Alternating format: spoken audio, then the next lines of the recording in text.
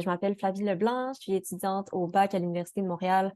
Je vais commencer ma troisième année à l'automne et c'est moi qui coordonne le projet Cap sur les insectes depuis sa première année l'été passé. Donc, en gros, le projet Cap sur les insectes, c'est un projet de conservation et un projet de sciences citoyennes. Donc, en ce moment, ce qu'on fait, c'est des séances essaims. On a 8 essaims, celui des abeilles, des libellules, des papillons, des lucioles, des coccinelles, des orthoptères, donc les criquets, les grillons, les sauterelles, j'ai dit les libellules, papillons, araignées, c'est ça. Il reste l'essaim des araignées et celui qui est nouveau cette année, celui du papillon monarque. Les séances essaims, en gros, c'est des rencontres virtuelles, des groupes d'entraide qu'on veut créer pour permettre aux gens d'échanger des connaissances. On a tout le temps un expert pour chaque essaim. Donc ici, c'est Jennifer, elle va se présenter dans quelques instants. Donc pour chaque essaim, on a un expert qui est là pour nous parler des différentes espèces qui sont vulnérables ou menacées, nous expliquer à quelle période de l'année les trouver, ou quand les chercher, des critères d'identification, les techniques d'échantillonnage, les techniques de photographie, des ressources pour identifier ces espèces, donc des guides d'identification, guides de terrain. Donc, on veut vraiment que vous sentiez à l'aise de poser toutes les questions que vous voulez aux experts parce que le but de tout ça, en fait, le but de Capture les insectes, c'est de récolter des données un peu partout au Québec pour avoir une meilleure idée de toutes les espèces qui sont menacées, l'impact sur eux, leur aire de répartition et à quel point ils perdent du territoire et en abondance. Ce qu'on attend des participants, c'est d'aller faire des sorties autonomes, d'aller récolter des données, de prendre des photos, capturer des spécimens, remplir nos formulaires de collecte. Donc, je peux faire un petit partage d'écran rapide, là, puisqu'il y a des nouveaux ici. Je vais montrer la page de l'AEAQ. Donc, ici, vous cliquez sur Cap sur les insectes, vous allez voir tous les onglets différents. Donc, ici, pour vous inscrire à l'infolettre, l'été passé, comme Audrey l'a mentionné, on a offert des cours d'entomologie, donc les cours jeunesse, des cours adultes. Les enregistrements sont sur notre chaîne YouTube. Donc, pour vous renseigner là-dessus, vous pouvez cliquer sur ces deux onglets-là. Sinon, il y a une page aussi qui a été faite sur les insectes arthropodes, pourquoi les étudier, leur importance, etc. Et ici, la page dont je vais vous parler, c'est celle des essaims. Mais juste avant de terminer, il y a les séances enregistrées aussi, donc toutes les autres séances essaims. Celle des lucioles, par contre, je vais la déposer bientôt sur la chaîne YouTube, mais elle va être disponible sur cette page-là aussi. Et nos réseaux sociaux. Donc, on a des projets iNaturalist, des groupes Facebook, notre chaîne YouTube. Donc, pour nous rejoindre sur nos plateformes, vous pouvez cliquer sur cet onglet-là. Donc, maintenant, je vais revenir aux essaims. Bon, on est déjà sur cette page ici. Donc, c'est vraiment une page qui explique en gros à quoi servent les essaims, nos groupes d'entraide. Donc, ici, c'est tous nos essaims. Si vous cliquez sur celui des coccinelles, par exemple, on clique sur l'image et ça nous amène à la page des coccinelles. Ici, vous pouvez rentrer votre adresse courriel pour recevoir les informations spécifiques à l'essaim. Ensuite, bon, il y a des petits paragraphes d'introduction sur pourquoi étudier les coccinelles, leur importance, les opportunités de recherche. Et ça, Jennifer va en parler dans quelques instants également. Et bon, quelques groupes de coccinelles, quelques espèces en fait. Ensuite, bon, il manque des photos des membres, mais ici, une photo de Jennifer, notre experte. Comment les étudier? Donc, c'est des pages qui regorgent d'informations sur les coccinelles. Ici, bon, on rentre plus dans ce qui va vous aider pour organiser, planifier vos sorties puis vos collectes. Donc, où les trouver, quand les chercher, technique de capture. Là, il y a une petite vidéo Étienne Normandin, qui montre la technique du filet entomologique. Et sinon, ben, il y a plusieurs ressources pour se commander du matériel. Donc, si vous n'avez pas de filet entomologique, vous pouvez simplement cliquer sur le lien ici. Ça va ouvrir une nouvelle fenêtre qui vous montre un site où vous pouvez vous commander un filet entomologique. Je vais retourner ici. Donc, des rapports, des sites intéressants. Et finalement, il y a un document ici, c'est clé d'identification. Là, il est à venir, mais c'est à ça que ça sert les séances essaims. On va en parler ici, par exemple. Ben Michel, vous avez des interrogations, vous avez un groupe, une famille ou un spécimen que vous voulez identifier, vous savez pas trop quelle clé utiliser, ben Jennifer va sûrement être au courant ou sinon Étienne. Donc, nous, on est là pour répondre à vos questions, que ce soit sur pour un piège lumineux, à quelle distance je dois le faire du bois ou combien de temps je dois compter les patrons de signaux lumineux ou quelle clé je peux utiliser pour telle identification ou quel outil je dois ou quel piège utiliser. Donc, vraiment, n'importe quelle question, on est là pour vous guider. On veut vraiment que vous vous sentiez le plus possible en confiance pour aller faire vos sorties autonomes. Donc, je vais arrêter le partage d'écran ici. Donc, j'espère que ça résume un petit peu mieux aussi ce qu'on s'attend des participants. Donc, comme Audrey, tantôt, disait que c'était là, des fois pas là, mais que tu suivais un peu les informations du projet, ben c'est ça, on essaye d'engager tout le monde. Les séances essais, c'est vraiment pour qu'on puisse se parler en personne, se poser des questions, puis avoir des réponses rapidement à toutes nos questions. Donc, oui, Bon, Michel Jean-Denis, est tu un as peu la main modeste, levée. là. Ouais, Michel est un peu modeste, là. Mais cherchez Michel Lebel, Coléoptère, Naturiste canadien. Vous allez avoir plusieurs articles de Michel, des nouvelles mentions pour le Québec, ou c'est pas pour le Canada même, certains cas, dans le Naturiste canadien. Vous pouvez les domper, les articles, là. Ils sont ouverts au public, les articles. Il y a plusieurs articles de Michel Lebel sur la naturaliste, sur les coléoptères au Québec, des nouveaux coléoptères et tout ça, des nouvelles mentions et tout. Beaucoup, beaucoup. Et juste être sûr, j'ai vu que c'était pas un rendez-vous hebdomadaire. Je sais pas si... Non, c'est ça, OK, parce que moi, je suis venue aujourd'hui parce que aujourd'hui, je travaillais pas, mais habituellement, des fois... OK, fait que c'est pas hebdomadaire. Ouais, en C'est gros, ça on le but. essaye. Vas-y, vas-y. Non, vas-y, Flavie, excuse-moi. OK. Ben, on essaie de les faire les plus fréquemment possible, les séances essaims, sauf que, en gros, sur le projet, il y a Étienne et moi. Puis c'est surtout moi qui organise les séances, les planifie, qui monte les PowerPoint ou qui prépare le matériel ou qui organise les sorties. Donc, pour faire mon travail temps plein, oups. Donc, pour tout faire ça au labo pendant le jour, puis après donner les Zooms le soir, je donne environ 2 Zooms par semaine. Ben, ça m'a pris quasiment un mois pour faire les 8. Juste une séance pour chacun des 8 essais. Donc, c'est pour ça que ça prend du temps. Ouais, Donc, je dirais que ouais, c'est ouais, peut-être OK. 3 rencontres pendant l'été. Pour l'instant, c'est ça qui est réaliste. Et puis Mais aussi, bah, si je peux me permettre, oui, Flavie, c'est l'important dans les essaims, c'est vraiment de vous expliquer comment est-ce qu'on veut se coordonner, puis l'objectif de chaque essaim aussi.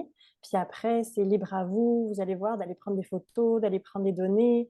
On veut en fait rendre les gens le plus autonomes possible, intéressés possible. Donc, c'est pas un engagement en tant que tel à venir à tous les essaims. C'est vraiment, on est là pour se parler, puis obtenir de l'information, s'échanger de l'information. Donc, c'est ça, c'est vraiment susciter l'intérêt, pourquoi est-ce qu'on fait ce projet de sciences participatives et puis pourquoi c'est le fun d'étudier les coccinelles. Et je veux juste faire une petite aparté. Je sais qu'on me présente comme une experte depuis le début, mais j'ai un grand intérêt pour les coccinelles. Je les étudie depuis longtemps, mais je ne me considère pas encore comme une experte. Donc, je risque d'avoir la réponse à 90% de vos questions. Et si je ne l'ai pas tout de suite, je vais vous la trouver, on peut s'écrire, il n'y a aucun problème. Mais en tout cas, je voulais juste un peu descendre dans l'expertise. Voilà.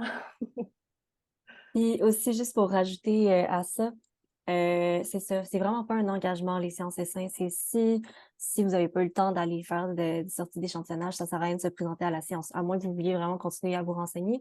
Mais si vous avez des questions, ou juste, si c'est juste une petite question, vous pouvez juste m'envoyer un courriel. Pas besoin de se présenter à la séance si c'est juste pour une petite affaire. C'est vraiment comme vous voulez. Il n'y a pas d'obligation. C'est vraiment juste pour vous renseigner, pour le plaisir, puis pour avoir des gens qui ont des ressources pour répondre à vos questions. Merveilleux, c'est une bonne réponse. Merci, c'est gentil. Je pense que tu vas pouvoir commencer avec le partage d'écran, Jennifer. Oui. Donc, Flavie m'avait demandé de me présenter. Je vais le faire très brièvement. En fait, moi, j'ai fait ma maîtrise en entomologie dans le laboratoire de biologique d'Éric Lucas. Et puis, par la suite, durant ma maîtrise, en fait, ma maîtrise était sur l'aménagement du paysage dans les vergers de pommiers. Je voulais diminuer les pesticides en augmentant les ennemis naturels pour qu'ils aillent manger des insectes ravageurs. Et en fait, j'ai choisi cette maîtrise parce qu'il y avait énormément de coccinelles à identifier et observer. Et donc, durant ma maîtrise, j'ai obtenu un poste de chargé de projet en entomologie au CEROM avec ma future chercheure qui est juste ici, en fait, Geneviève Labrie, qui était dans mon laboratoire à l'UQAM. Et donc, après 10 ans, j'ai intégré l'équipe de l'Insectarium de Montréal, où j'ai été professeure de recherche. Donc là, je m'occupais principalement des élevages d'insectes exotiques et je faisais des projets de recherche sur des espèces rares ou nouvelles, sur leur développement, surtout leur longévité, leur reproduction, etc. Donc, au sérum, ce que je faisais, c'était en continuité avec ma maîtrise, c'est-à-dire diminuer les pesticides en agriculture, utiliser toutes les méthodes de lutte alternatives aux pesticides. Et en fait, depuis une semaine, je ne travaille plus à l'insectarium.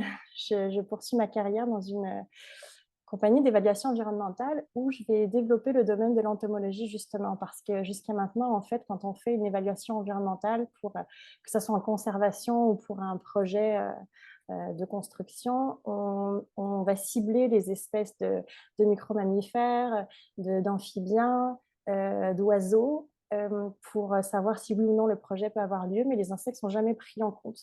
Donc là, on a engagé une entomologiste pour justement que je développe ce domaine-là et que je fasse en sorte que les insectes soient évalués au même titre que tous les autres animaux et soient protégés. Donc c'est un super beau défi. Donc je vais passer maintenant aux coccinelles.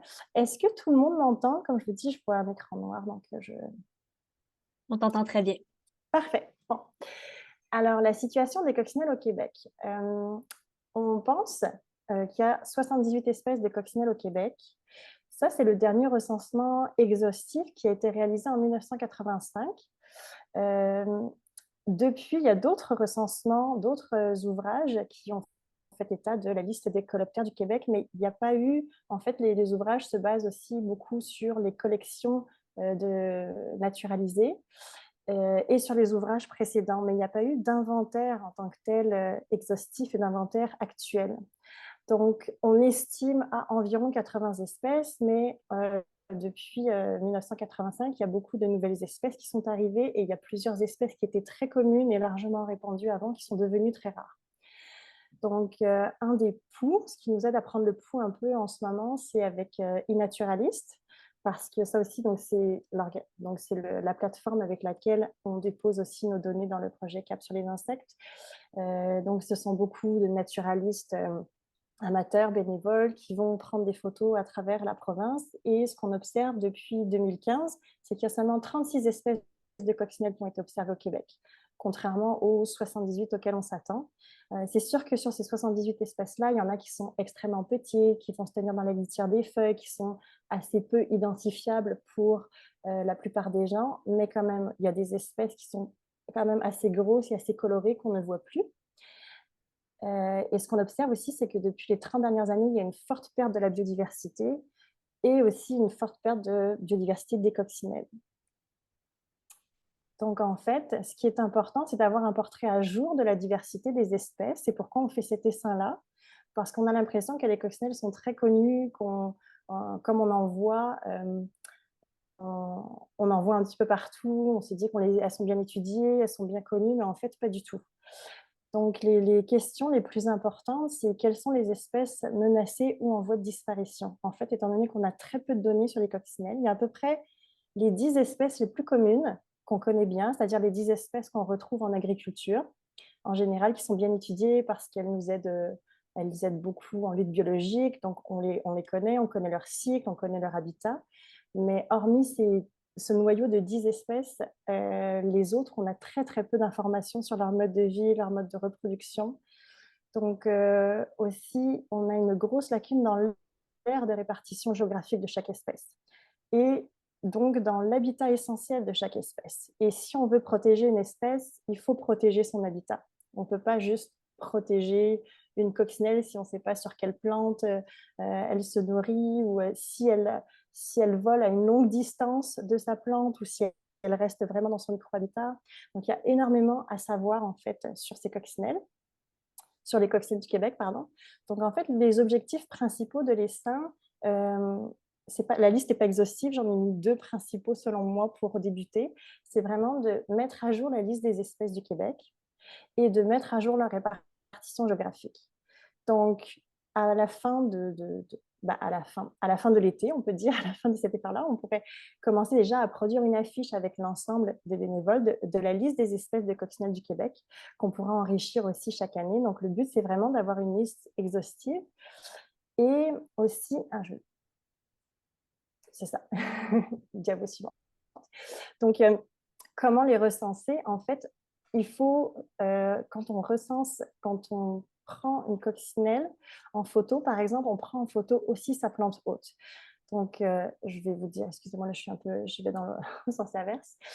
Donc, quand vous observez, quand vous faites une mention d'une coccinelle, puis je pense que c'est aussi pareil avec tous les autres essaims, on va vraiment essayer de documenter au maximum l'habitat, la plante hôte. Donc, prendre une photo vraiment un peu plus large, comme là, par exemple, on peut l'identifier. On identifie une petite coccinelle, c'est une coccinelle à 14 points. On l'identifie sur de la peau d'agraire.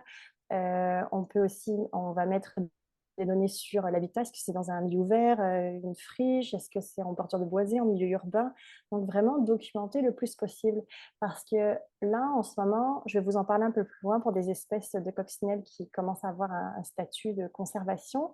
Et en fait, on se dit, ah, cette espèce-là, il faut qu'on la conserve, mais on n'a aucune idée de quel est son habitat. Ça fait qu'on ne sait même pas où chercher pour savoir si elle est encore présente au Québec, et on ne sait même pas qu'est-ce qu'il faut conserver. Donc vraiment, la donnée de la plante hôte, la plante sur laquelle vous trouvez la coccinelle, est aussi importante que la coccinelle. Est-ce que ça va? Est-ce que je parle trop vite? Vous avez des questions? J'avais une question dans ce sens. Les coccinelles ne sont pas herbivores, n'est-ce pas? Les coccinelles mangent d'autres insectes. Oui, alors en fait, il existe... Donc juste la deuxième partie de ma question, c'est donc quelle est la relation à la plante hôte? Oui, parce qu'en fait, les coccinelles, c'est ça, où les trouver? Donc en fait, vous allez souvent les trouver là où il y a du puceron, là où il y a des cochenilles, là où il y a des œufs de papillons. Donc en fait, les coccinelles se nourrissent de petits insectes, de larves. Elles aiment beaucoup les pucerons, c'est très protéiné, très sucré. Et ces insectes-là se nourrissent des plantes. Donc c'est pour ça qu'on retrouve les coccinelles sur les plantes, et aussi les coccinelles se nourrissent beaucoup de pollen. Elles en ont besoin pour leur développement, que ce soit au stade larvaire ou adulte. Donc, elles vont consommer quand même une grande partie, une grande quantité de pollen, une grande proportion de pollen dans leur alimentation, et ça en fait aussi des grands pollinisateurs. Donc, c'est pour ça qu'on les retrouve sur les plantes. Il existe des coccinelles phytophages, il existe des coccinelles mycophages. Il y a 2 espèces de coccinelles mycophages, c'est-à-dire qui se nourrissent de champignons au Québec, mais la grande majorité, en fait, se nourrissent de proies, en fait. Donc, comment recenser? Est-ce que ça répond à ta question? Tout à fait. Oui. Ouais, parce qu'en fait, beaucoup de pucerons sont inféodés à des espèces de plantes en particulier. Au Québec, je pense qu'il y a Oui, 850 espèces de pucerons, ça fait que beaucoup sont très, très liés à des espèces de plantes. oui. Et par contre, les coccinelles sont très généralistes. C'est ça. La majorité des coccinelles, encore une fois, toujours des exceptions, mais la majorité des coccinelles sont généralistes, c'est-à-dire qu'elles peuvent se satisfaire d'une grande variété de familles, d'une grande variété de genres de pucerons, en fait. Elles n'ont pas une seule plante hôte. Mais il y a certaines coccinelles, par exemple la coccinelle stigma, qui va se nourrir presque exclusivement de cochenilles. Donc, il y a quand même des petites exceptions, mais en général, oui, les pucerons sont très liés à une plante en particulier, mais les coccinelles, elles, ont un régime plus large. Est-ce que vous avez d'autres questions? Oui, ben dans ce cas, je suis assez curieux des relations spécifiques entre les plantes hôtes et les coccinelles, puisque si elles sont généralistes, elles pourraient changer de plante hôte selon le type de puceron qu'elles Oui, trouvent. Mais peut-être oui, qu'en oui, France, oui, elles ont un grand éventail de plantes hôtes. Seulement, une coccinelle est quand même le plus souvent associée à un type d'habitat, un milieu. Donc, il y a des coccinelles qui vont se tenir en boisé, il y a des coccinelles qui vont se tenir plus dans les champs, il y a des coccinelles qui vont être plus comment ça s'appelle, dans les bordures de boisé, dans les milieux ouverts. Donc, il y a quand même un habitat préféré, si on veut. Mais oui, il y a une grande variété de plantes sur lesquelles elles vont se nourrir. parfait, merci. Est-ce que je peux poursuivre ou vous avez d'autres questions? Ok, je poursuis. Donc, en fait, comment recenser les coccinelles? Il y a plusieurs méthodes. Donc, l'observation visuelle, ça reste, selon moi, la meilleure façon. Il y a des coccinelles qui peuvent être quand même très petites. Donc, avoir une loupe avec soi, ça aide pour l'identification. Le filet fauchoir. Donc, le filet fauchoir, comme vous a dit Flavie, il y a une petite vidéo, Étienne Normanda vous montre comment vous en servir. Souvent, on va faucher donc, comment ça s'appelle, à la hauteur des fleurs, en fait. C'est ici qu'on va trouver les coccinelles la plupart du temps. C'est vraiment dans la tête des plantes, dans les jeunes bourgeons, dans les jeunes fleurs, on va les trouver. Donc, ce qu'on fait, c'est qu'on fauche avec le filet fauchoir. Ensuite, on prend le filet fauchoir, on le transfère dans, par exemple, un sac Ziploc, on peut voir au travers. Puis là, on peut identifier, il y a telle ou telle espèce de coccinelle. Si on n'arrive pas à identifier rapidement, on peut prendre une photo. Puis ensuite, on vide le filet, puis on libère les coccinelles. La technique du battage, c'est qu'on prend un drap blanc et qu'on prend un bâton, puis on tape sur une branche. Donc ça se fait en sous-bois, par exemple, ou en bordure de boisé. Et donc, quand les insectes tombent sur le drap, encore une fois, on peut les identifier. Si l'insecte va trop vite, on le prend dans une petite fiole ou encore une fois dans un petit sac Ziploc, le temps de le prendre en photo ou d'identifier.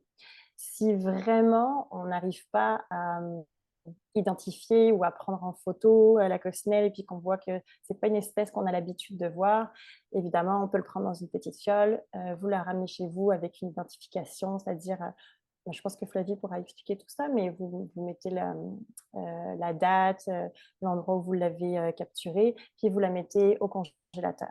Donc, une fois qu'elle sera morte, on pourra l'identifier comme il faut binoculaire. Mais la grande majorité du temps, observation visuelle, une bonne photo, et puis on est capable d'identifier les coccinelles.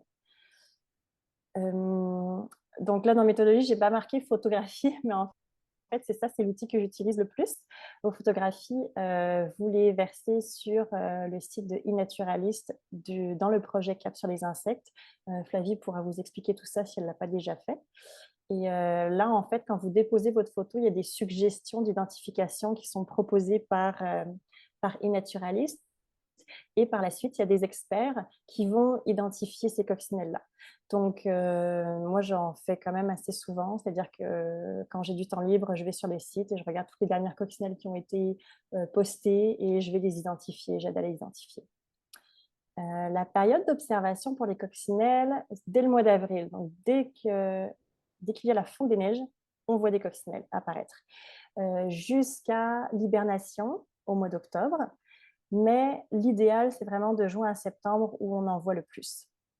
En octobre, elles vont hiberner en bordure de boisés, sous la litière des feuilles. On appelle ça des sites d'hibernation. Donc, il y a parfois plusieurs centaines d'individus qui hibernent ensemble et puis on peut voir plusieurs espèces même hiberner ensemble. Où est-ce qu'on retrouve la majorité des coccinelles? C'est souvent en milieu ouvert, en champ, en prairie, là où il y a des fleurs, il y a des bourgeons, des jeunes pousses, beaucoup de pucerons. Comme je dis encore une fois, c'est là où on trouve la majorité. Il y a des coccinelles, vous allez le voir un peu plus tard, qui sont spécifiques à des forêts de sapins par exemple, pour le genre Anatis. Et aussi, on connaît très peu sur les coccinelles de forêt, les coccinelles des tourbières.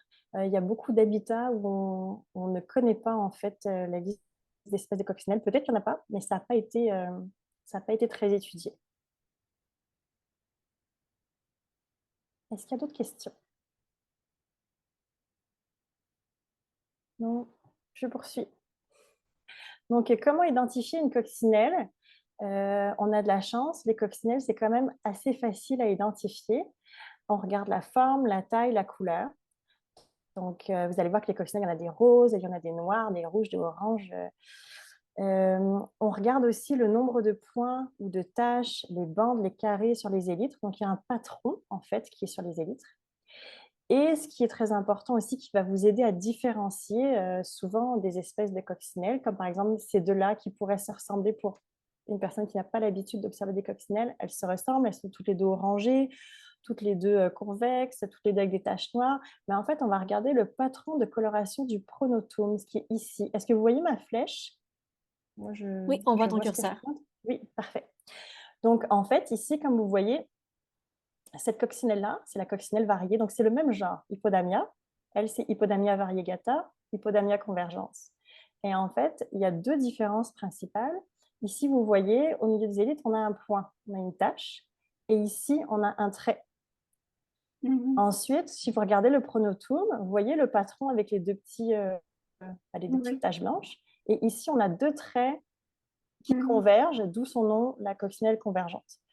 Donc, c'est vraiment facile si on prend le temps de regarder ou de prendre une photo. Là, c'est sûr, la photo, elle est grossie, c'est beau, mais une coccinelle, ça fait 2-3 mm. Il y en a qui vont jusqu'à 10 mm, c'est quand même assez petit.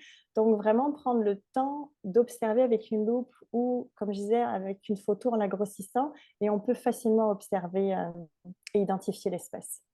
Là, je ne vous ai pas mis de référence à des clés d'identification là, parce que je ne savais pas trop à quel public j'allais avoir à faire. C'était une initiation au coccinelle. Donc, je vais vous présenter comment ça s'appelle, globalement, en fait, leur identification. Mais si vous avez des questions, n'hésitez pas après à m'écrire et je pourrais vous envoyer des références, etc. Il n'y a aucun problème. Ben, en fait, Jennifer, tu pourras m'envoyer les références que tu trouves les plus pertinentes pour les Oui, espèces du Québec, puis moi, je les super, rentrer disponibles sur le site, sur la page de l'essaim des coccinelles. super. Puis je les Et enverrai aussi à ceux qui sont inscrits à l'infolette de l'essaim. parfait. Et en fait aussi, pourquoi est-ce que c'est si important de faire partie de l'essaim coccinelle et puis d'aider à leur conservation et à faire une liste, c'est que les clés d'identification que vous trouverez donc, datent quand même un peu et elles ne sont pas adaptées à tout le mouvement d'espèces qu'il y a eu. Donc, toutes les nouvelles espèces qui sont arrivées ne sont pas incluses dans ces clés d'identification taxonomiques qui commencent à se faire vieilles. Donc, oui, on va faire une liste en mettant à jour la liste des espèces, pardon, mais on va aussi, ça va découler en une clé d'identification à moyen terme, j'imagine, pas à court terme, mais à moyen terme, oui. Alors, je vais vous présenter aujourd'hui 10 espèces de coccinelles qui sont communes au Québec pour que vous sachiez comment les identifier, un peu où les trouver, pour vous familiariser avec. Et je vais vous présenter 2 espèces à statut de conservation sur lesquelles on veut vraiment travailler. Alors, je vous demanderai aussi de ne pas recenser la coccinelle asiatique, à moins que vous ayez vraiment envie pour votre intérêt personnel, mais ça représente 51% des observations sur eNaturalist. Elle est très abondante, c'est une espèce exotique qui se retrouve partout et je pense qu'on n'a pas besoin de la documenter plus que ça. Donc, je vais tout de suite passer cette espèce et je vais vous présenter les autres. Je les présente en ordre d'abondance. J'ai pris les 10 premières, les 10 plus abondantes. Vous allez voir que parmi les 5 premières plus abondantes, il y en a 4 exotiques introduites. Donc, on va quand même les documenter parce que ce n'est pas parce qu'elles sont comment ça s'appelle, exotiques introduites qu'elles vont forcément prendre la place des indigènes. Je sais que c'est une des causes qui est véhiculée beaucoup pour la perte de biodiversité, c'est l'introduction d'espèces exotiques envahissantes. Seulement, il faut se dire que, par exemple, la coccinelle asiatique est arrivée dans les années 90 au Québec. Je pense que c'était même en 93, pardon, au Québec. Et la coccinelle à 9 points avait déjà disparu depuis 20 ans, avant l'arrivée de la coccinelle asiatique. Donc, il y a d'autres facteurs qui font en sorte qu'il y a un déclin des coccinelles, pas seulement l'arrivée de ces espèces exotiques, qu'on a du mal à identifier. Donc oui, c'est sûr que ça peut être la perte d'habitat, ça peut être la pollution atmosphérique, ça peut être l'utilisation de pesticides dans les champs, ça peut être une combinaison de beaucoup de facteurs, mais on a vraiment beaucoup de mal à identifier quels sont les facteurs les plus importants pour la perte de biodiversité des coccinelles. Est-ce que j'ai été claire dans mon dernier paragraphe? J'ai dit beaucoup d'informations. Moi, j'ai trouvé ça très clair. C'est bon. Donc, je poursuis. Donc, je vais quand même vous présenter, comme je vous disais, les autres espèces introduites qui sont quand même d'importance. Donc, on va commencer avec la coccinelle à 7 points. Donc, la coccinelle à 7 points, c'est la deuxième coccinelle plus importante qu'on trouve au Québec. C'est celle qu'on voit dans les dessins animés, la petite coccinelle, la grosse coccinelle rouge, ronde, parfaite. Elle mesure 5 à 7 mm, elle a 7 points noirs. Et comment vous pouvez la reconnaître facilement si vous n'êtes pas sûr une coccinelle asiatique ou une coccinelle à 7 points? Parce que la coccinelle asiatique, elle a un patron de coloration très, très, très varié. Eh bien, vous regardez ici, vous voyez le patron du pronotum. Elle a 2 carrés blancs ici, alors que la coccinelle asiatique, elle a un M. Donc ça, c'est vraiment le critère. Vous ne pouvez pas vous tromper. C'est la coccinelle à 7 points. Si vous voyez cette forme, 7 points noirs et ces 2 carrés blancs, c'est la coccinelle à 7 points. Donc elle a été introduite plusieurs fois durant les 50 dernières années. Et maintenant, elle est bien établie. Mais comme vous voyez, vous allez voir, la plupart des coccinelles sont très fortement documentées dans le sud du Québec. Et ensuite, on a très, très peu d'informations dès qu'on monte un petit peu. On n'a vraiment pas beaucoup de données. Donc c'est sûr que ça serait intéressant d'avoir plus de données dans le nord du Québec. Je ne sais pas si dans la présentation, si parmi ce soir, il y a des gens qui sont un peu plus au nord. Je sais que l'année dernière, il y avait une personne de la Côte-Nord qui était là. Julie. C'est encore là. Ah! Super! Je comptais sur vous. Parfait, je vais poursuivre. J'ai une question sur la coccinelle à 7 points. On dit qu'elle est introduite, mais introduite de où, en fait? Elle n'est pas asiatique. D'Europe. Elle est introduite d'Europe pour Ok. lutter contre les pucerons dans les vergers.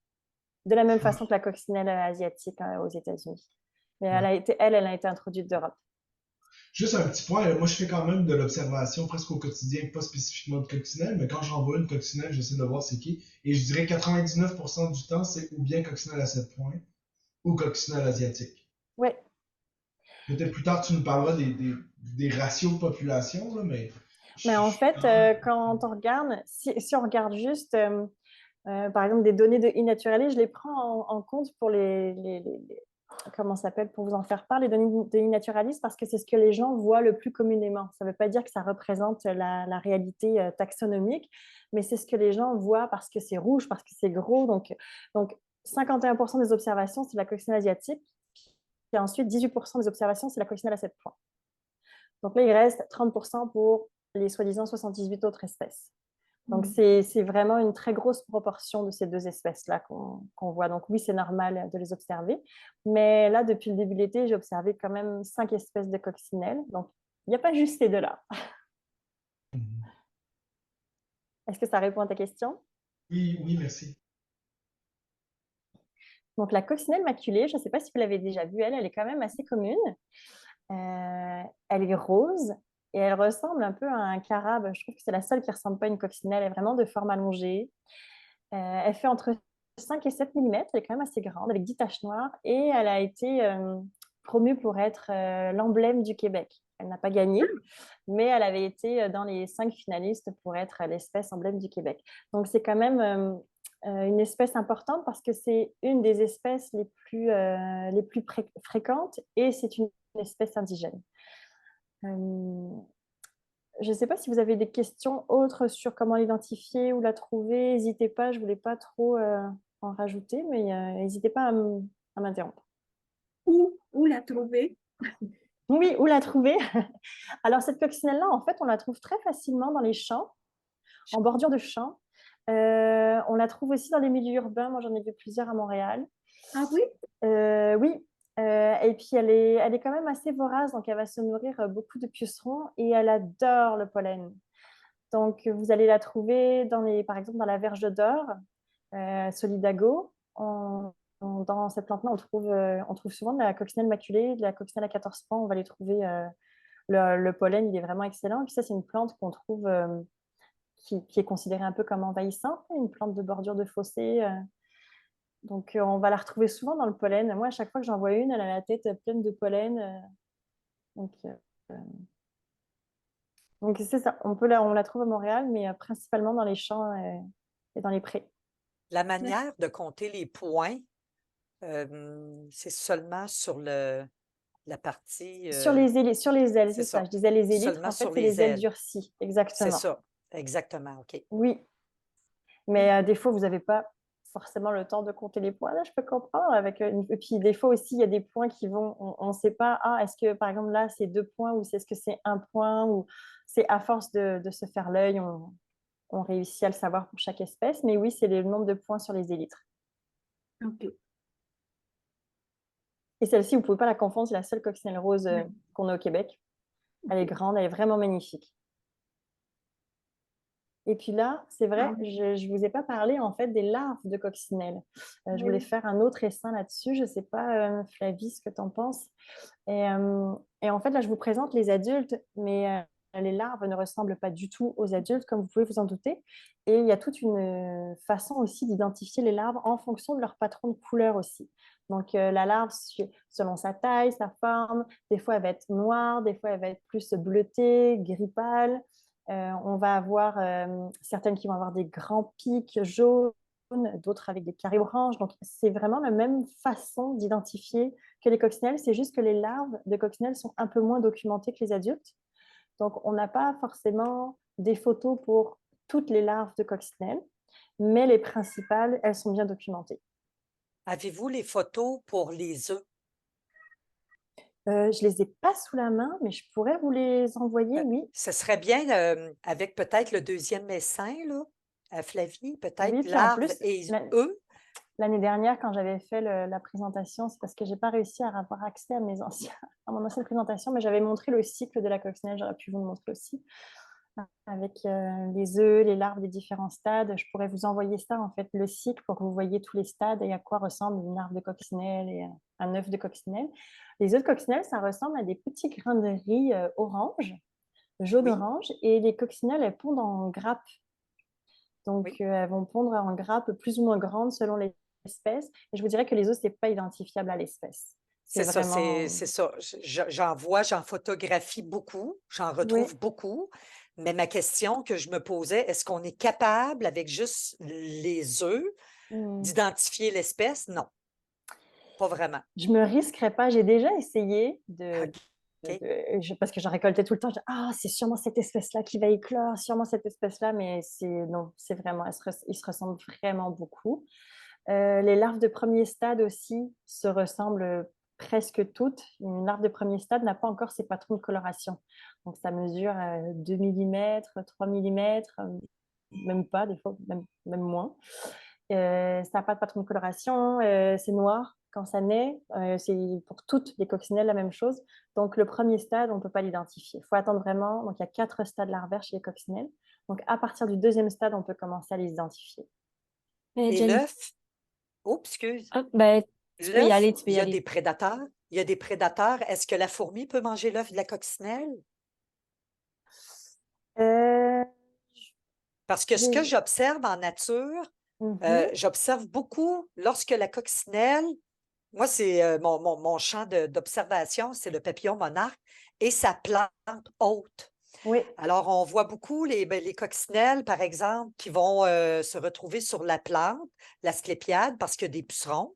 oui. Mais ce que j'observe, c'est principalement l'endroit où la coccinelle va pondre. Elle ne va pas pondre nécessairement sur le plan d'Asclépiade parce qu'il y a déjà beaucoup de biodiversité, donc potentiellement des prédateurs, il y a des fourmis, Mhm. etc. Mais je remarque j'ai encore remarqué ça aujourd'hui, je remarque ça tous les jours que j'observe les plants d'Asclépiade. Elle va pondre sur une feuille banale de pissenlit qui est au pied du plant de l'asclépiade. Donc, c'est comme si elle se retire de la plante ou. Et c'est parce que quand ces larves vont éclore, elles vont grimper sur le plan de l'asclépiade et aller manger les pucerons. Oui, c'est Mais, ça. mais en Mais attendant, c'est ça, elle les ne œufs pond, n'auront pas eu de prédation. Ouais. c'est ça. Mais on peut retrouver à l'occasion des œufs directement sur le plan, sur une feuille de l'asclépiade. Mais moi, ce que j'observe, c'est beaucoup plus souvent à la base, un petit peu retiré de la plante, mais très près, probablement à cause des potentiels prédateurs de l'œuf. Oui, exactement. C'est une très bonne observation. Je voulais juste rajouter que en fait, est-ce que je peux partager mon écran en même Oui, temps? oui, vas-y. Et Sinon, je peux arrêter de partager. est-ce que là, vous voyez mon écran, tout le monde? C'est Non, supposé être... euh, Thérèse t'a dit non? non, Non, on voit Je vais pas. arrêter de partager. Vas-y, j'arrête de partager. Flavie, vas-y. Ah, ok. Oui, Ah, ça, c'est bon, là. OK. Donc, ah, bon, là, vous allez toutes voir les photos. On va commencer au début. pop, pop, pop, pop. OK, bon. Donc, ça, c'est les œufs. Ah, On va reculer Ça, comme c'est ça. une larve de coccinelle asiatique Ouais. de 3e stade. Et ensuite, en train de Ça, c'est l'infuser. la pupe. Ouais. Ouais. Et, Vous voyez, en fait, ce qu'elle fait. oups, Pardon. je vais reculer. Elle défile toute seule. Ce qu'elle fait, c'est que la larve, en fait, va faire un U. On dit souvent que la chenille du monarque fait son J avant de faire sa chrysalide. Ben là, en fait, la larve de coccinelle va faire un U. Elle va venir se fixer donc, sur une feuille, la tête et les fesses qui vont s'accrocher. Et là, donc, elle va, ce qu'on appelle puper. Donc, elle va se transformer. Ça prend 3 à 5 jours avant que l'adulte émerge. Et Donc quand là, l'adulte va émerger, donc pendant ces 3 à 5 jours-là, elle est quand même assez vulnérable. Donc souvent, elle va le faire sous une feuille, à l'abri de la chaleur, à l'abri de la pluie, à l'abri des prédateurs. Et quand elle va émerger, elle va être complètement blanche pendant au moins la première heure, le temps que les pigments migrent dans ses élytres. Et après 1 heure, elle va commencer à avoir sa coloration. Donc, la photo que j'arrête pas d'essayer de montrer, celle-là, c'est une photo de l'émergence. On peut voir que la coccinelle a déjà repris un peu de pigment. Elle n'est pas toute blanche, mais ça sent bien. Puis après, ben, c'était juste des photos de coccinelles asiatiques adultes. Voilà. Donc, J'aurais tu dû peux... vous présenter le cycle. Je l'avais fait l'année dernière, je m'excuse. Bon, ici, la ponte. J'ai arrêté mon partage, tu vas pouvoir reprendre le tien. Oui, il n'y a aucun problème. Merci, c'est gentil. Puis aussi, en attendant que tu partages ton écran, euh, on n'est pas forcément obligé de faire un deuxième essaim pour juste les larves, mais pour les fiches, je l'ai déjà envoyé pour l'essaim des abeilles, mais je compte faire pour chaque essaim, comme faire des fiches résumées de toutes les informations qui sont partagées lors des séances essaims. Donc, c'est vraiment des documents, environ 2 pages par espèce, avec des photos du spécimen, une photo de la carte pour montrer la répartition de l'espèce. Ensuite, des critères d'identification, la plante hôte, les milieux fréquentés par l'espèce. Donc, plein de points importants pour savoir où les chercher et comment les trouver pour chaque espèce. Donc, je peux vous envoyer ça. Puis, dans ce document-là, ben, Jennifer, tu pourrais m'envoyer des photos des larves Ouais. pour chacune des espèces. Comme ça, ben, c'est sûr que c'est pas à la même période qu'on va voir les adultes, les larves, mais ça nous permet justement de pouvoir faire des observations pendant une plus longue période de temps si on observe aussi les larves. Oui, puis les coccinelles, c'est quand même c'est une famille très prolifique. Donc, elle va se reproduire tout au long de l'été. Donc, elle va pondre plusieurs masses d'œufs au long de l'été. Donc, après, à partir du mois de juillet, vous allez voir les larves de premier stade, les larves de quatrième stade, les adultes se chevaucher. Vous allez voir tous les stades. En fait, même, j'ai commencé déjà à les observer. Là, j'ai vu plusieurs stades en même temps pour la coccinelle asiatique, entre autres. Donc, vous allez voir plein de générations, en fait, qui vont défiler durant l'été.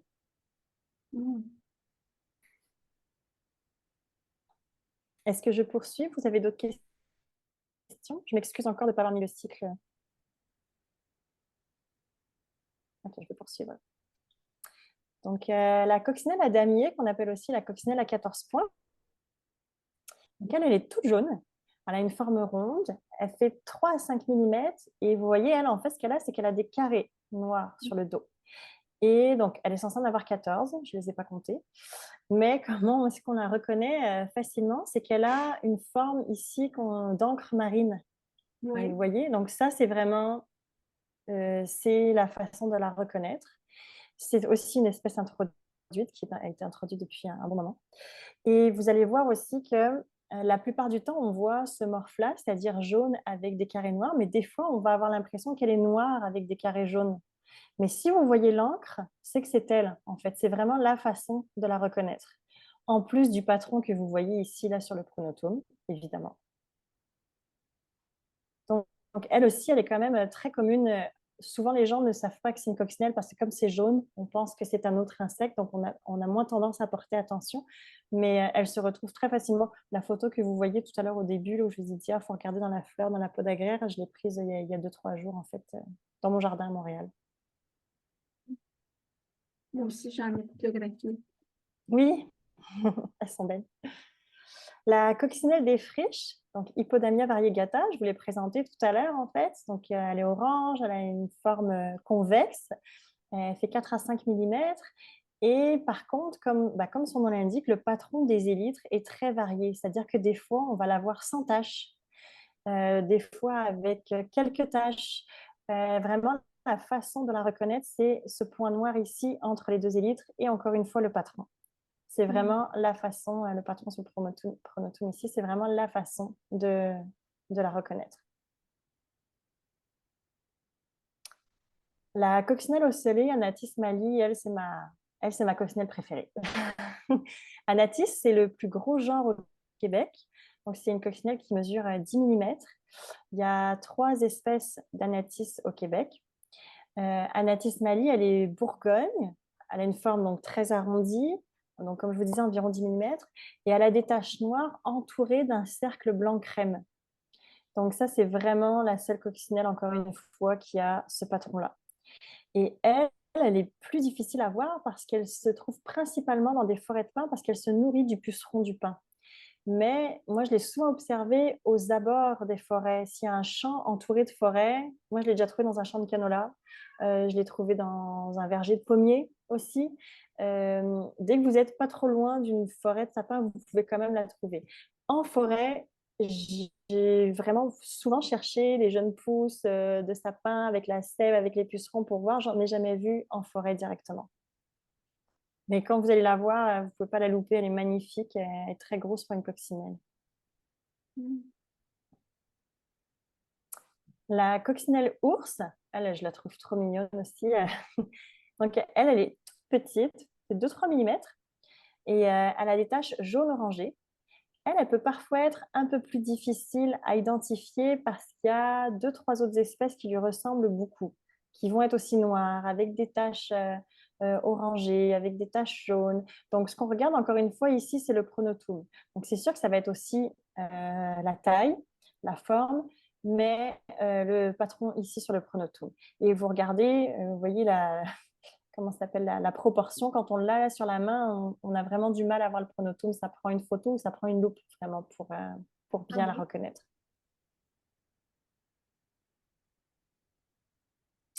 La coccinelle stigma, elle a vraiment une forme particulière. J'aime beaucoup ce genre-là, Chilocorus stigma. Donc, elle est toute noire. Puis comme vous voyez ici, là, c'est comme une soucoupe volante en fait. Elle tombe pas nette, elle a un rebord. Et ça, c'est vraiment une façon de repérer ce genre, Chilocorus, en fait. Moi, j'ai cette forme de soucoupe. Donc, elle est noire avec 2 points rouges. Donc, c'est très difficile à louper. Il y a une autre coccinelle qui pourrait peut-être être confondue avec elle, mais elle n'a pas cette forme de soucoupe. Et elle se nourrit principalement de cochenilles. Donc, ça se peut que si vous avez une plante infestée de cochenilles dehors, que vous en trouviez. Et elle se retrouve aussi souvent en forêt ou aux abords de forêt. Un peu moins en milieu ouvert ou en champ.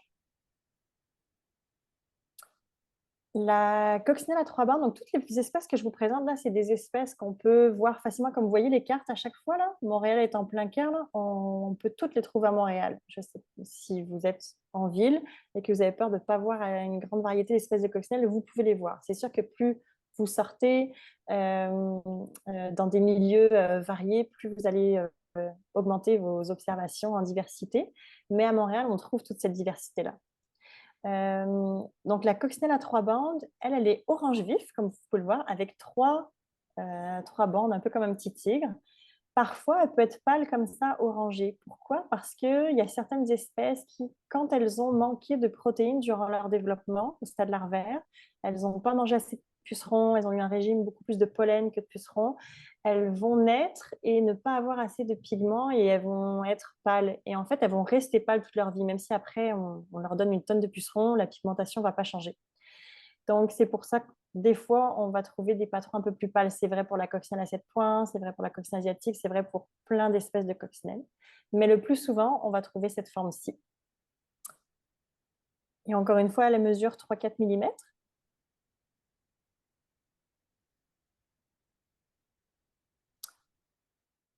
Alors, celle-ci aussi, vous pouvez la trouver facilement chez vous. La coccinelle à 20 taches, seulement, elle est tellement petite qu'on a du mal à l'observer. Elle mesure 2 mm. Elle est jaune avec 20 taches noires. Donc, c'est sûr qu'elle peut être confondue avec la coccinelle à damier, celle que je vous montrais tout à l'heure, mais elle est plus petite, c'est des taches et pas des carrés, et surtout, comme vous voyez, elle n'a pas d'encre. Elle n'a pas d'encre marine. Donc, vraiment, si vous voyez une coccinelle jaune qui n'a pas d'encre, c'est la coccinelle à 20 taches. Il y a juste 2 coccinelles jaunes au Québec. Il y a la coccinelle à 20 taches et la coccinelle à damier. Quand tu parles d'encre, c'est pas l'encre de teinture, là, c'est l'encre de bateau. Oui, l'encre de bateau. Attendez, je vais Ben, retourner en c'est un arrière. A. Tu mettras un A. Mais, Oh, excusez-moi! Oui, faute mais d'orthographe. tantôt, parce qu'ici en bas, ici, je voyais l'encre bleue. Ici, c'était bleu. Je pensais que Non, mais non. ici, je voyais en bas, tu vois ici, ton spécimen en bas, tu as, l'encre bleue en bas, marine, ici en bas. Je dis pas moi, c'est l'encre bleue de marine, mais non, c'est pas ça. Non, non, excusez-moi. C'est ici, c'est Non, l'encre, on se oui, avec confond, là. un A. Une grosse faute d'orthographe, désolée. Non, non, mais ça dépend ce que tu parlais, parce qu'en bas, elle était bleue, ton encre. Oui, oui, non, non, c'était vraiment la forme. Merci, désolée. Donc voilà pour la coccinelle jaune. Donc comme je vous disais, elle peut être confondue avec la 14 points, mais elle n'a pas l'encre avec un A. et elle est plus petite et elle ne possède pas de carré, c'est vraiment 20 petites taches. Elle est vraiment cute, cette coccinelle-là. Donc, Anatis labiculata, tout à l'heure, je vous ai présenté Anatis mali, celle qui avait des ronds blanc crème autour des élytres. Donc là, c'est le même genre. Là, je ne vois plus. Ah non, pardon. Donc, Anatis labiculata, elle n'a pas de nom commun. Donc, elle est vraiment particulière. J'en ai déjà élevé pendant 3 ans. C'était assez incroyable. En fait, elle est blanche toute la première année.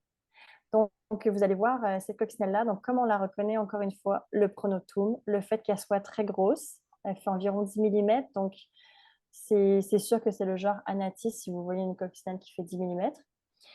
Elle a donc des taches noires, des points noirs. Et au fur et à mesure qu'elle grandit, donc après 1 an, elle va être de plus en plus foncée. Donc là, vous voyez déjà qu'elle devient foncée. Et ensuite, elle devient bourgogne jusqu'à ce qu'à la fin de sa vie, moi j'en ai eu une pendant 3 ans, à la fin de sa vie, elle devient presque noire. Et c'est la seule qui change de couleur au fil de sa vie, en fait. C'est la seule espèce au Québec qui change de couleur au fil de sa vie. Donc, en tout cas, je trouve ça merveilleux. Donc, encore une fois, si on pense qu'on peut peut-être la confondre avec l'Anatis mali, parce que vous verrez qu'elles ont la même taille, elles ont la même forme et elles ont le même patron ici sur le pronotum, parce que c'est le même genre, c'est Anatis. Elles se ressemblent vraiment beaucoup, mais elle n'a pas de cercle blanc crème autour des points. Donc, c'est comme ça qu'on sait la différencier. Donc là, j'ai fait le tour avec les 10 espèces communes que vous pourriez trouver au Québec. Je vais passer avec les 2 espèces à statut au Canada, en fait. Il y a la coccinelle à 9 points, donc Coccinella novemnotata. Elle a été décrétée espèce en voie de disparition. En fait, on a 2 observations durant les 40 dernières années. La dernière est en 1978. Et en 2010, il y aurait eu aussi une autre observation, mais on n'a pas récolté de spécimens ni pris en photo. Donc, on se base sur la bonne foi de l'entomologiste qui l'a observé. Donc, il y aurait 2 observations durant les 40 dernières années. Et en fait, cette espèce-là, avant, elle était très commune au Québec, très commune à travers le Canada. C'était une des espèces les plus répandues. Et elle a commencé à avoir un déclin dans les années 60.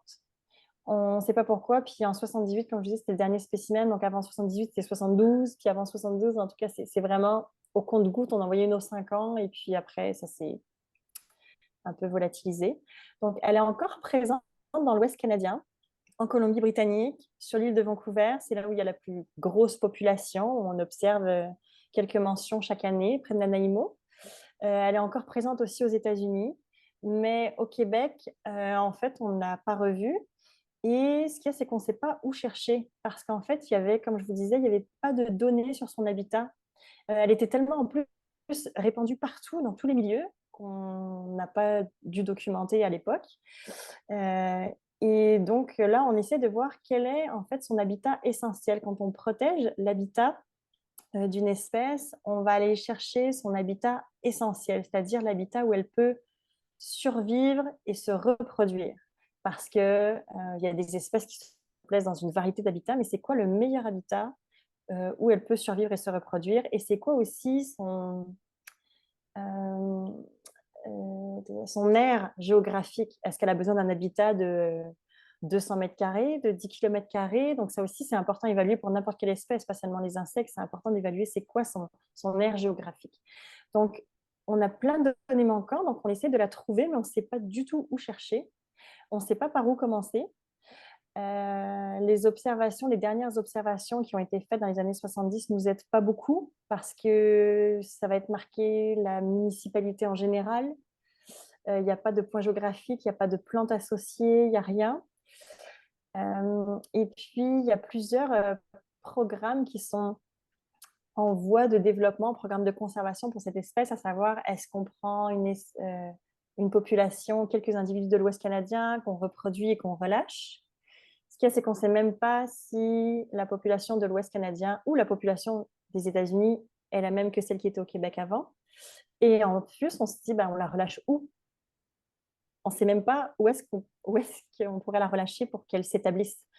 Donc, ce qu'on veut faire, c'est qu'on veut commencer par essayer de la trouver, vraiment faire une recherche intensive euh, pour essayer de la trouver. Donc, c'est sûr qu'on n'est pas les premiers à Cap sur les insectes à la chercher. Il y a plusieurs programmes de conservation qui planchent là-dessus. Donc, si un jour vous voyez cette coccinelle, prenez-la en photo, s'il vous plaît. Et donc, le patron, elle est orangée pâle, vraiment comme ceci, avec ce patron vraiment typique sur le pronotum. Jennifer? Est-ce qu'il y avait une question, Oui, Nathalie? Oui? oui. Alors, en fait, je n'ai pas une question. Je veux simplement clarifier que la coccinelle à 9 points, elle vient d'être au niveau provincial, elle vient d'être désignée menacée. Donc, elle a maintenant un statut au niveau de la province également. Au niveau de la province Oui, également. Oui, oui, j'ai vu que c'était la semaine dernière que c'est oui, c'est sorti. bien Là, il y a ça. eu plein de Oui, nouvelles espèces et ça, j'ai pas eu le temps d'éplucher. Merci. Mais j'ai vu qu'il y avait même d'autres espèces de coccinelles qui venaient d'être à statut aussi dans la province. Oui. effectivement. Merci. Je vais poursuivre avec une deuxième espèce à statut qui est la coccinelle. Oui? Avant, oui, il y a juste Julien dans le chat qui a demandé si la coccinelle à 9 points était plus sensible au parasitisme. On n'a aucune donnée là-dessus, Julien. On a vraiment pas d'informations du tout sur la coccinelle à 9 points. J'ai essayé de voir c'était quoi son régime alimentaire préféré, son mode de reproduction. Parce que c'est ça, quand on essaie de protéger une espèce, on se dit, surtout avec les espèces d'insectes qui sont peu documentées, donc elle, par contre, on savait qu'avant, elle était très présente, elle était très présente dans les collections naturalisées, etc. Mais s'il y a une espèce qu'en ce moment, on se dit, ah, on va commencer à s'intéresser aux insectes, puis on va se dire, ah, cette espèce-là, on la voit presque pas, elle est peut-être en voie de disparition, mais ça se trouve, c'est juste parce que c'est une espèce qui se reproduit peu et qui a une faible population, qui a toujours eu une faible population. Mais comme c'est pas documenté, on ne le sait pas. Et elle, c'est pareil, en fait. On n'a aucune idée de son taux de parasitisme, son taux de reproduction. Est-ce qu'elle est plus sensible aux maladies? On n'a aucune idée. On n'a aucune information.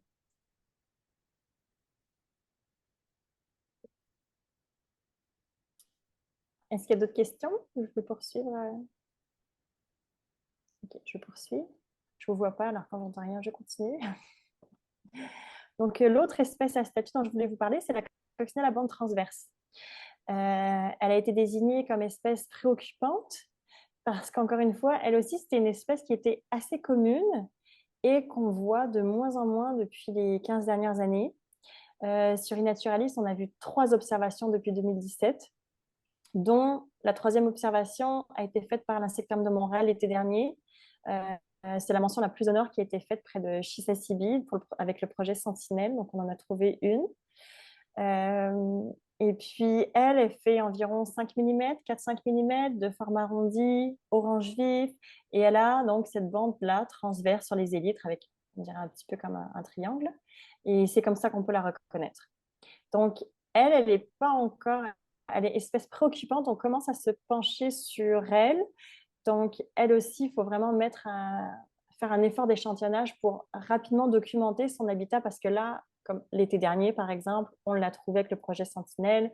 Donc là, on peut documenter son habitat, on peut documenter sa plante haute, etc. Il y a eu des photos qui ont été prises avant qu'on la voie encore moins. Donc cette espèce-là aussi, on veut se concentrer dessus. Et en fait, ça finit la présentation pour aujourd'hui. Je vais arrêter de partager mon écran. Est-ce que vous avez des questions? Ben, moi, Jérémy, les coccinelles à 2 points aussi, qui est assez préoccupante aussi, là. Oui, il fallait que je fasse un choix. Je voulais le mettre pour la prochaine présentation. Puis en plus, elle vient de passer à statut là depuis. Attends, excusez-moi, je ne vous vois plus. C'était à l'affiche, présente-les. Comment? C'était à l'affiche pour présenter tout de suite, là. Je ne l'ai pas. OK, correct. Ah, c'est bon. Oui, la coccinelle à 2 points, elle vient de passer aussi avec un nouveau statut dans la province. Et non, je ne l'ai pas présenté. Il fallait que je fasse un choix aussi d'espèces là pour ce soir. J'en ai encore vraiment beaucoup à vous présenter, mais je ne voulais pas trop en faire pour aujourd'hui. Je trouvais que c'était déjà beaucoup d'expliquer Okay. le pourquoi du groupe et puis apprendre à l'identifier, etc. Donc, j'étais que ces 2-là. Mais oui, c'est sûr que je vais en parler à la prochaine séance ou avant, si vraiment vous voulez que j'en parle, mais j'ai pas la fiche, désolée. Que moi, la 2 points, je l'ai trouvé à deux dans le rapport, t'as tout noté, il y a le rapport de Skinner et je sais plus, Brian Skinner et l'autre, je me souviens plus l'autre, Ouais. je vais m'en souvenir. Là. Effectivement, on l'avait trouvé avec Michel Racine, nous, dans les sablières de Pont-Montrouge, Pont-Rouge? Mont-Rouge, les montagnes montérégiennes. Il y a une Ah, ok, ok, sablière ok. là, qu'on ne devait pas y aller pantoute, c'est marqué passage interdit, mais dimanche, il n'y a personne qui surveille. Fait que là, Ah, les la entomologistes. sablière, effectivement, à la base des feuilles de saule, je pense à Salix babiana, entourée au fond, puis le long du fossé qui est de sablonneux, c'était l'habitat qu'on avait trouvé. Fait que je pense que c'est la dernière mention quasiment au Québec, ceux-là. Là. C'est super intéressant, toutes les données d'habitat là, que vous donnez.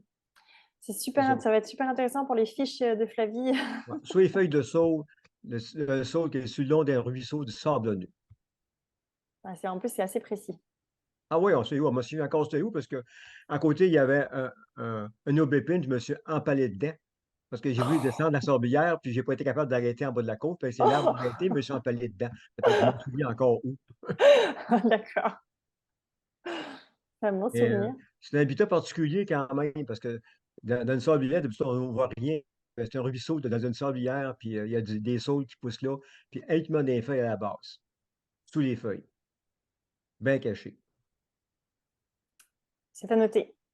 Ah ouais, on devrait. Tu envoies le rapport de Nathalie qui est cité tantôt, là, on peut la lire. Ouais.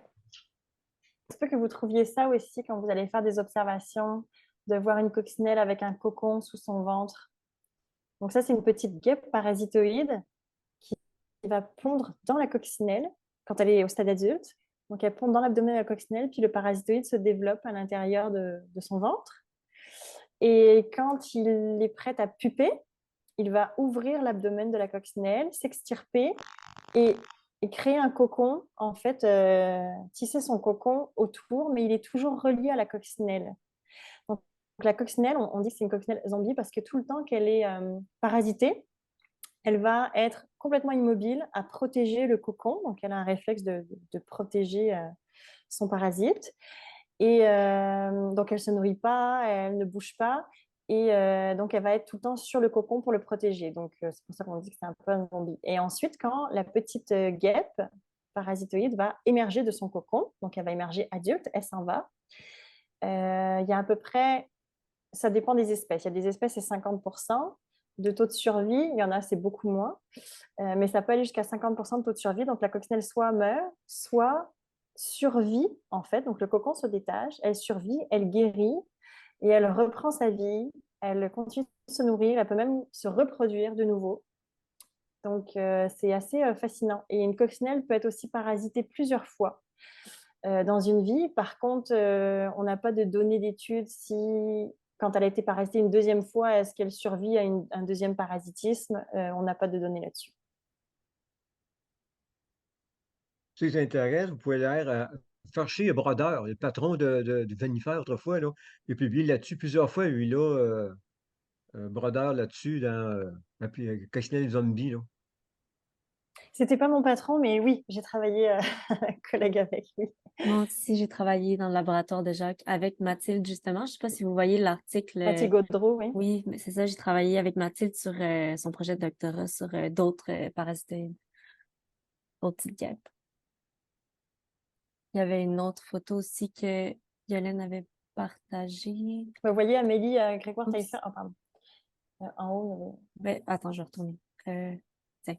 Amélie que vous voyez en haut, là, Amélie Grégoire Taillefer, c'est elle qui est responsable du projet des sentinelles du Nunavik et qui a découvert la coccinelle à bande transverse l'été dernier.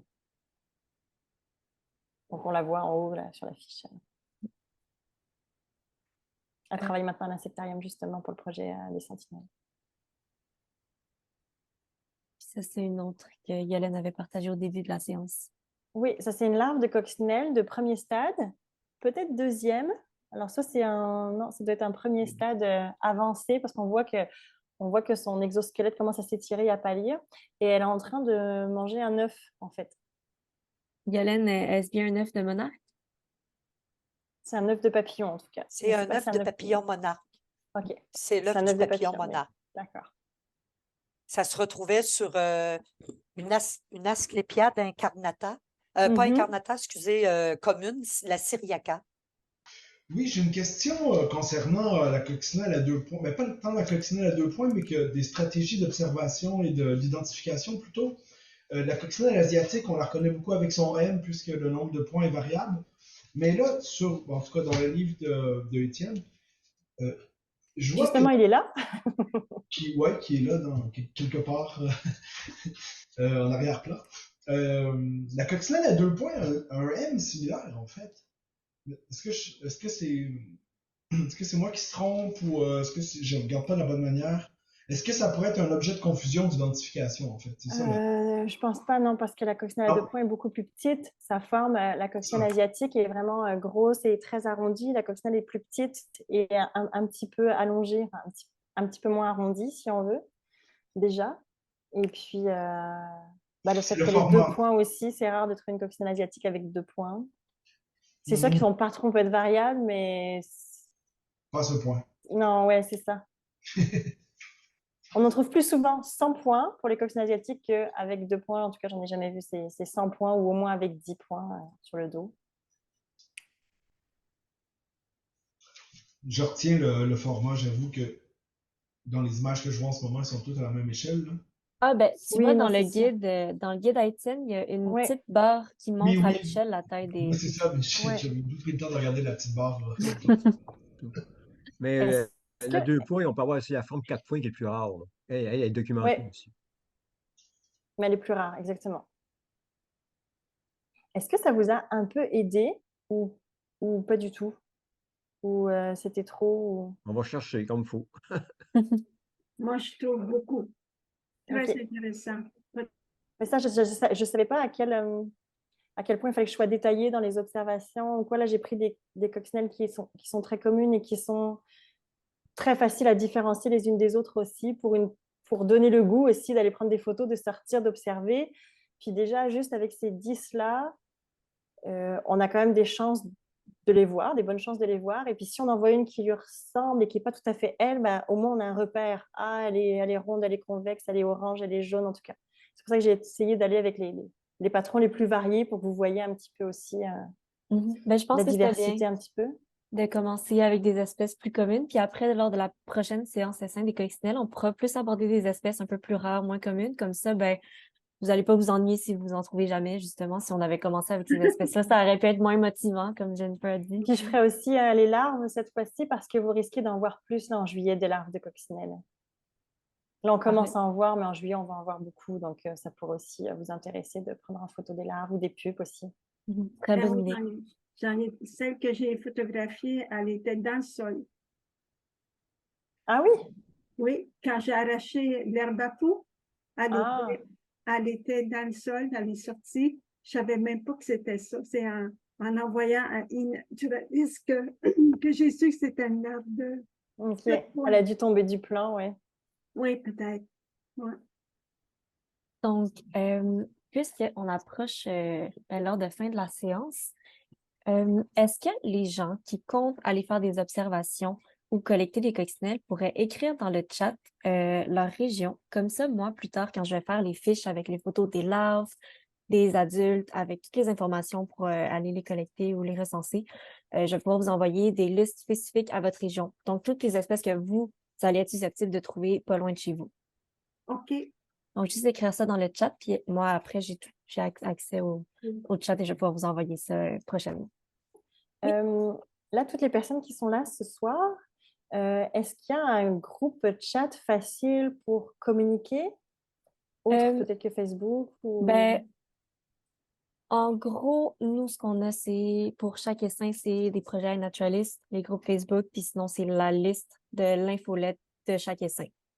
Okay. Si on a des questions à s'échanger ou des choses à partager ou quoi là, avant jusqu'au prochain essaim, est-ce qu'il y a une façon de... C'est plus le groupe Facebook. Ouais, c'est vraiment... Le groupe Facebook. Okay. Ouais, c'est vraiment là. On veut vous encourager à publier toutes vos photos de coccinelles sur la page, pas forcément la grosse page de Cap sur les insectes, mais ça peut être juste sur la page spécifique à l'essaim des coccinelles. Si vous ne l'avez pas déjà vu, vous pouvez juste aller sur Facebook, taper dans la petite barre de recherche Je vais essayer essaim des d'être plus coccinelles. présente. Sur le groupe Facebook, je vais essayer d'être plus présente. Vous avez juste à taper essaim des coccinelles et là, vous pouvez publier toutes les observations que vous voulez et Jennifer, moi, Étienne, on peut être là pour essayer de répondre à vos questions ou même identifier les spécimens que vous avez peut-être pas arrivé à identifier. Et n'oubliez pas en fait de les déposer aussi sur eNaturalist. En fait, chacune de vos observations, c'est vraiment là qu'elles vont être compilées. Oui. Mais c'est parfait si on le met aussi sur Facebook, ça engendre plus de curiosité. Je vais juste remontrer vite là, avant de quitter. Donc, vous allez l'onglet Cap sur les insectes. Vous pouvez cliquer sur Réseaux sociaux. Celle-là, je ne l'avais pas montré tantôt, cette page. Ici, pour rejoindre notre groupe Facebook, vous cliquez sur le bouton, ça vous amène à notre groupe. Pour les pages Facebook spécifiques aux essaims, même principe, vous cliquez sur les petits boutons ici.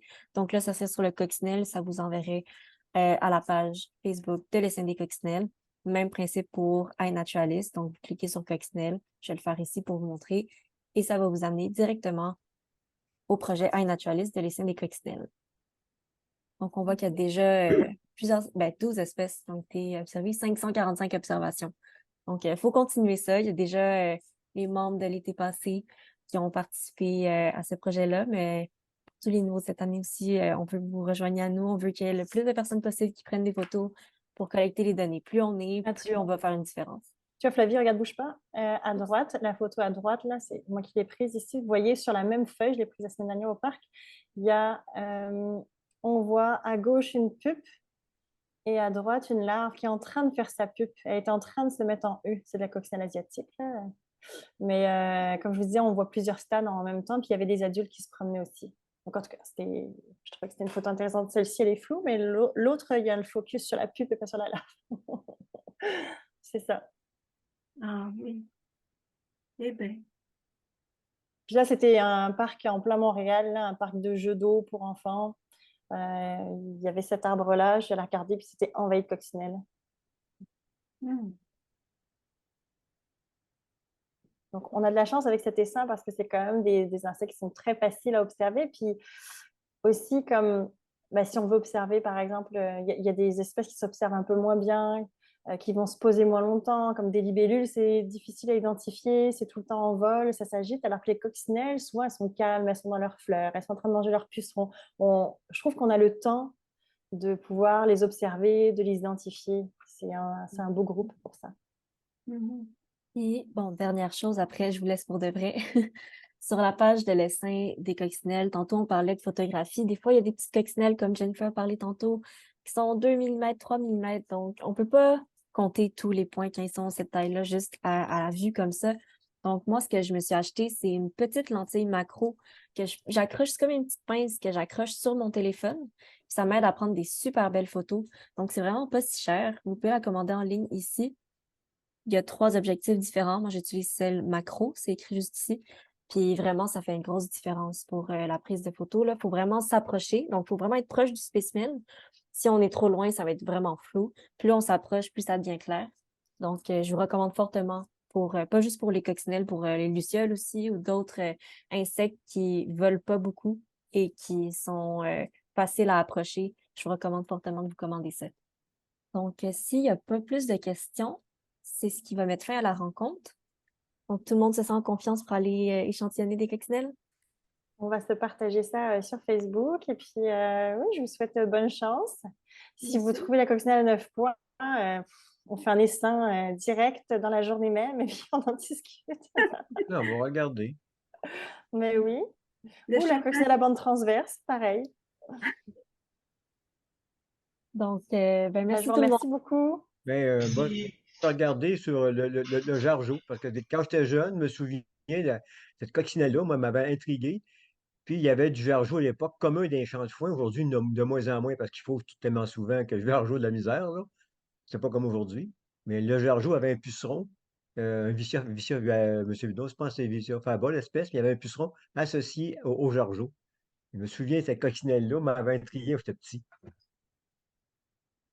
Jean-Denis, vous êtes une mine d'informations pour l'habitat des coccinelles. J'ai commencé jeune, tu vois. Oui, mais ça va vraiment. J'ai commencé il y a plus que 70 ans, moi, là. Fait. Non, j'ai commencé il y a plus de 70 ans. Je suis vieux, là. Merci beaucoup. Juste une petite question. Oui. Quelle est l'identification la plus récente pour les coccinelles? Parce que lorsqu'on parle de certains spécimens de 1 à 2 mm, c'est pas trop évident. C'est lesquelles la plus récente, en fait?